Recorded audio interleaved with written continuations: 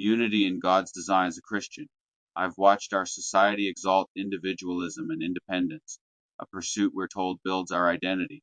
Yet in my heart, I've come to see this selfish chase as a path to evil, a hollow quest that strips us of true selfhood. I've lived moments chasing my own way, seeking to stand apart, only to feel lost, disconnected, as if my identity dissolved into a void. But when I turned to God's virtue, a shift occurred. I began to see myself as part of a greater whole, a cog in his divine design, much like the trees that sway or rivers that flow, each with purpose.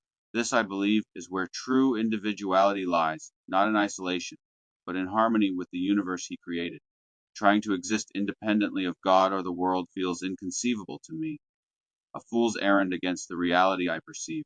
All of creation, from the smallest blade of grass to the vast heavens, is interwoven, and I am no exception. My soul finds peace when I surrender my need to stand alone, embracing my place within his plan. Jesus taught us to love one another, to serve, to be part of a body, and in that I discover who I am meant to be. I felt the weight of pride, the urge to prove myself apart from others, but it led only to emptiness. In contrast, when I seek the good through kindness, forgiveness, and community, I align with God's eternal purpose, and my uniqueness emerges naturally, not forced. Perhaps I err in seeing reality as one whole, where independence is an illusion, but this vision sustains me. I argue that to find myself, I must lose myself in the collective love of God's creation, becoming a thread in his tapestry.